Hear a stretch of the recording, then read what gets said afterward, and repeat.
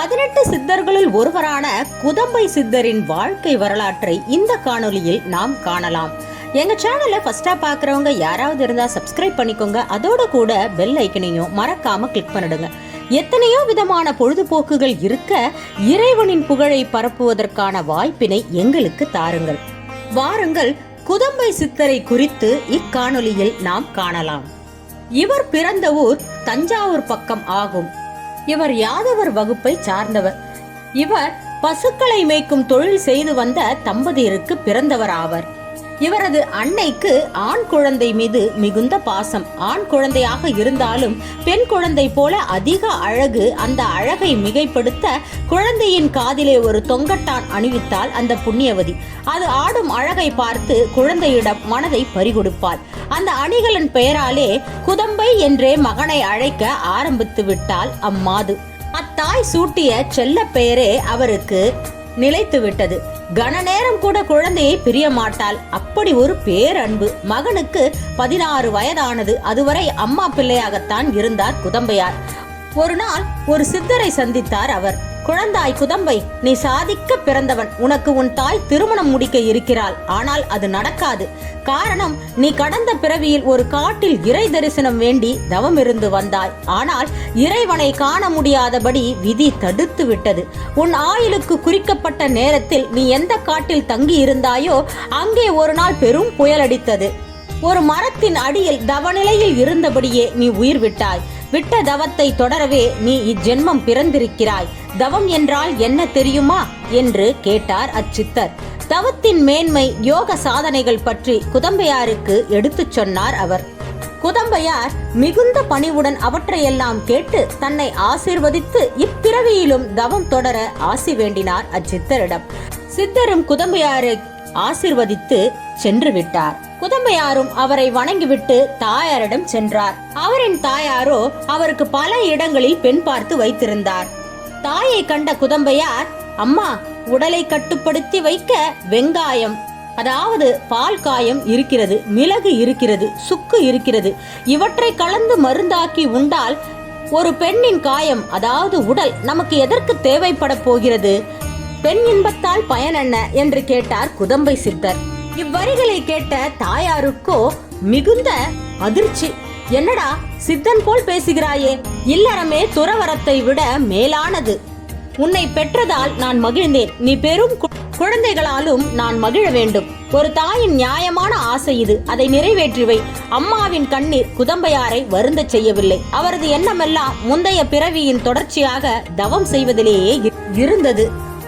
அன்றிரவு அம்மாவும் அப்பாவும் அயர்ந்து உறங்கிக் கொண்டிருந்தனர். குதம்பையார் கதவை திறந்து வெளியே வந்தார். சந்திர ஒளியில் மிக வேகமாக நடந்தார். மனதின் வேகத்தை விட அதிக வேகம் அது. அந்த வேகத்துடன் சென்றவர் காட்டில் போய்தான் நின்றார். பூர்வ ஜென்மத்தில் அவர் மீது சாய்ந்த மரம் இருந்த பகுதி அது. ஆனால் குதம்பையாருக்கு அது தெரியவில்லை. அங்கு நின்ற அத்தி மரத்தில் ஒரு பெரிய பொந்து இருந்தது. அதற்குள் குதம்பையார் அமர்ந்தார். ஒருவேளை தாய் தந்தை காட்டுக்குள் தேடி வந்து நம் தவத்தை களைத்து அழைத்து சென்று விட்டால் என்ன செய்வது என்ற முன்னெச்சரிக்கையின்படியே இப்படி செய்தார். தவம் தவம் தவம். எத்தனையோ ஆண்டுகள் உணரவில்லை. கண்கள் மூடவில்லை. இறைவனின் சிந்தனையுடன் இருந்தார் குதம்பையார். இறைவா, உன்னை நேரில் கண்டாக வேண்டும். என்னை காணவா அல்லது உன் இருப்பிடத்திற்கு கூட்டிச் செல். ஏ பரந்தாமா, எங்கிருக்கிறாய்? கோபாலா, வா வா வா. இது மட்டுமே மனக்கூட்டுக்குள் ஒலித்துக் கொண்டிருந்தது. அப்போது பரந்தாமன் உருவமற்ற நிலையில் அசரீரியாக ஒலித்தான். குதம்பை, நீ வைகுண்டம் வர வேண்டாம். உன்னால் இந்த உலகத்துக்கு இன்னும் நன்மைகள் நடக்க வேண்டி இருக்கிறது. நீ இப்போது இருப்பது விந்திய மலைப்பகுதியில். இங்கே பல யானைகள் இருக்கின்றன. இந்த யானைகளுக்கு மந்திரங்களை ஈர்க்கும் சக்தியுண்டு. உனக்கு மழை பெய்வதற்குரிய வருண மந்திரத்தை உபதேசிக்கிறேன். இந்த மந்திரத்தை இங்குள்ள யானைகளின் காதில் விழும்படியாக நீ உச்சாடனம் செய். அவை பிளிரும் போது அந்த ஓசை மந்திரமாக வெளிப்படும். அப்போது பூமியில் அமுதம் போல் மழை கொட்டும். அந்த மழையால் உலகம் செழிப்படையும் என்றார் பரந்தாமன். குதம்பையாருக்கு வருண மந்திரமும் உபதேசிக்கப்பட்டது. குதம்பையாரும் காட்டில் இருந்தபடியே அதை உச்சாடனம் செய்தார். மழை பொழிந்து காடு செழித்தது.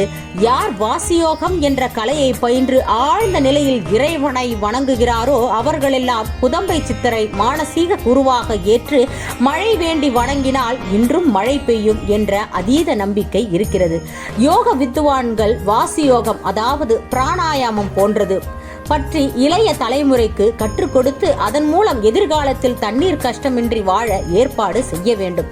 இந்த அரிய வரத்தை நமக்கு அருளும் குதம்பை சித்தர் மயிலாடுதுறையில் சித்தி அடைந்தார். மயிலாடுதுறை மாயூரநாதர் கோயிலில் சிவன் சன்னதி சுற்று பிரகாரத்தில் தட்சிணாமூர்த்தி அருகில் குதம்பை சித்தர் ஜீவசமாதி உள்ளது.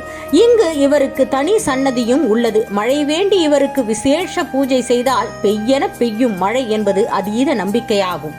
குதம்பை சித்தரை வணங்கி ஆசி பெறும் மந்திரம் யாதெனில், சூலம் ஏந்திய சுந்தர மூர்த்தியே, அத்திமரம் அமர்ந்து ஆய சித்தி அனைத்தும் பெற்ற சத்திய சித்தரே, கும்பிட்ட எமக்கு நம்பிக்கையுடன் நல்லாசி தருவாய் குதம்பை பெருமானே என்பதாகும். நாமும் இம்மந்திரத்தை கூறி சுட்டெரிக்கும் வெயிலின் தாக்கத்திலிருந்து மழை வேண்டி அவரை வணங்குவோம். இதுவே 18 சித்தர்களுள் ஒருவரான குதம்பை சித்தரின் வரலாறு ஆகும். இந்த வீடியோ குறித்து ஏதேனும் கருத்துகள் இருந்தா கமெண்ட் செக்ஷன்ல மென்ஷன் பண்ண மறந்துடாதீங்க. எங்க சேனலை யாராவது ஃபர்ஸ்டா பார்த்தா சப்ஸ்கிரைப் பண்ணிக்கோங்க. அதோட கூட பெல் ஐக்கனையும் மறக்காம கிளிக் பண்ணிடுங்க.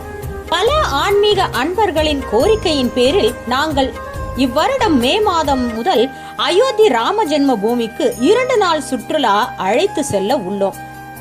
முன்பதிவு செய்ய விரும்புவோர் இந்த எண்ணிற்கு தொடர்பு கொள்ளுங்கள். இதற்கான விரிவான காணொளி டிஸ்கிரிப்ஷன் லிங்கில் கொடுக்கப்பட்டுள்ளது. வாருங்கள் அயோத்திக்கு ஸ்ரீராமபிரானின் அருளை பெறுவதற்கு. ஜெய் ஸ்ரீராம். அடுத்த ஒரு திவ்ய வரலாற்றில் உங்களை சந்திக்கிறேன். அதுவரை உங்களிடமிருந்து விடைபெறுகிறேன். நன்றி, வணக்கம்.